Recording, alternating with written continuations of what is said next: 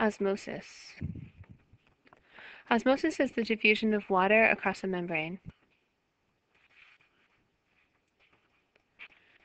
So water moves from a high concentration of water to a low concentration of water. So far it seems pretty easy. It seems like diffusion, but it's actually kind of hard to think of concentrations of water because usually we think of concentrations of stuff dissolved in water. So here's a picture of it. And so it starts off, come on, it's supposed to go again. There you go. It starts off with a lot here and then it diffuses this way. So the little dots are water, the little yellow dots, and they even out. And so that's all osmosis is, except that it actually gets hard to do when you're given problems. So here's one example. And this is the first one in your notes. Your notes have a number 1 on them on the side like that. And so while we're on this slide and there's a number 1, that's the one you'll be using in your notes. So all these little dots are dissolved stuff. This time these dots are not water. This is, let's say it's sugar, for example.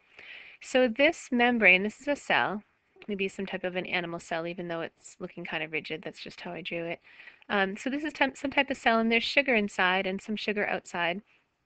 But the holes in here are too small, and so sugar can't go in and out. The only thing that can go in and out is water. So there's a higher concentration of dissolved stuff where, so if you draw a little box in here and a little box out here, where would you have more dots? So you have more dots here. So there's a higher concentration of dissolved stuff inside the cell. And there's a higher concentration of water where? Well, if you have a beaker, a cup of water, and you have another cup of water, assume that these are the same size. Pretend I drew them the same size and pretend there's water in both of them.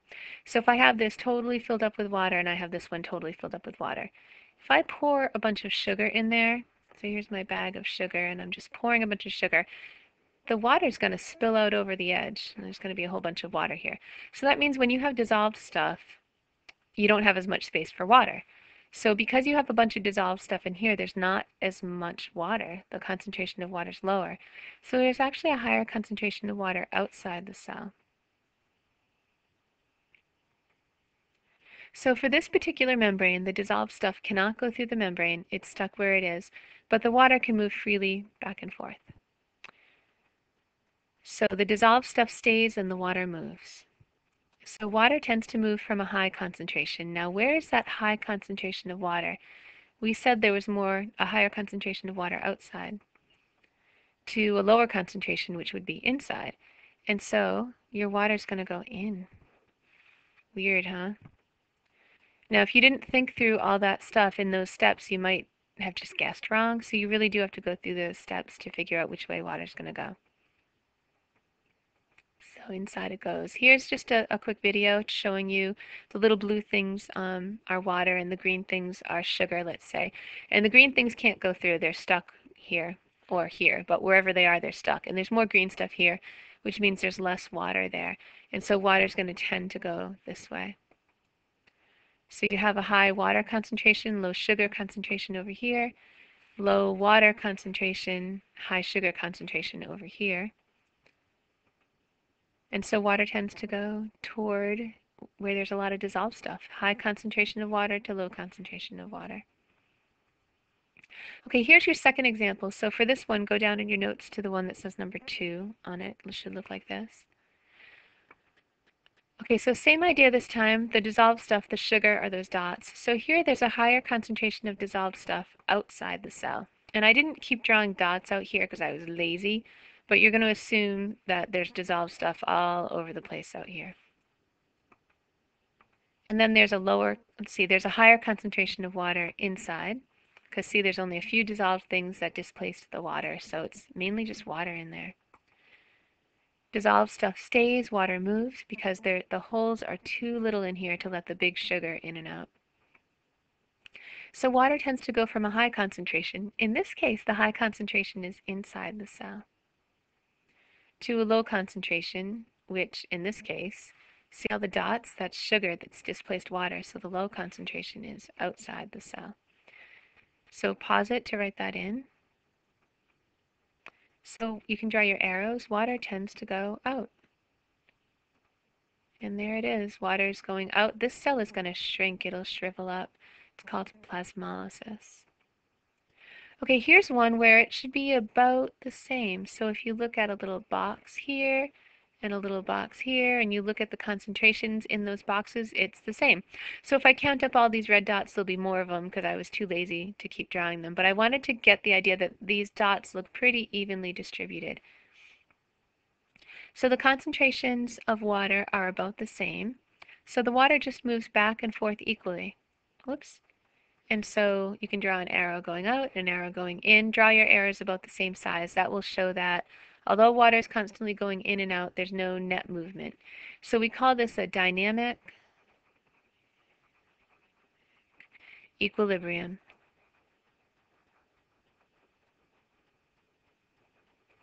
Equilibrium. So that means it's at equilibrium, meaning it's equal. As much water goes in as out. Dynamic because it's always changing. There's always some going out for the stuff going in. And so this is just fine. It's just staying the same. Okay, now this one, number 4, is a little bit easier. Okay, so this one is actually easier. It might look harder, but it's actually easier. It's showing you that this has 90% water on the outside environment and 10% salt. And it's showing you the cell is 10% salt and 90% water. So they're even. So what's the direction of water movement? Same. Water goes in, water goes out. So we say no net movement. There is movement, water goes out, water goes in, but no net movement, meaning whatever goes out, that same amount goes in. So it's the same. You add up the amount that goes up, out, and subtract from it the stuff that goes in, and it's equal to 0. So the cell is at equilibrium, or you could say dynamic equilibrium, because the same amount goes in as out. Here's another example. This is example number 5 in your notes. So what is the direction of water movement? Well, if you look at this, there's 80% water inside, 20% salt, 10% salt outside, 90% water. Water goes from high to low, boom. It's going to explode. And yes, it's going to explode. So that cell, if it's an animal cell, which it looks like, there'll be no cell wall to hold it in, and it will actually break if too much water goes in. Okay, try this one. We have 85% water here and 95% water here. Water goes high to low, and look at that. It goes out. So what direction is the water movement? It is out, and this cell will shrink. It's called plasmolysis when it does that. So 3 examples here. Same amount goes in and out. So there's no net movement, equal amount of water in and out. Here there's less dissolved stuff on the outside. So although water comes out, mostly it goes in because water goes high to low. And so this one might break. So cytolysis is a new vocab word for you. It means the cell bursts. Cyto for cell, lysis for breaking. And this last one, more dissolved stuff is on the outside. Some water goes in, some water goes out. More water goes out. And so this cell shrinks. So that's called plasmolysis, which means the cell shrivels.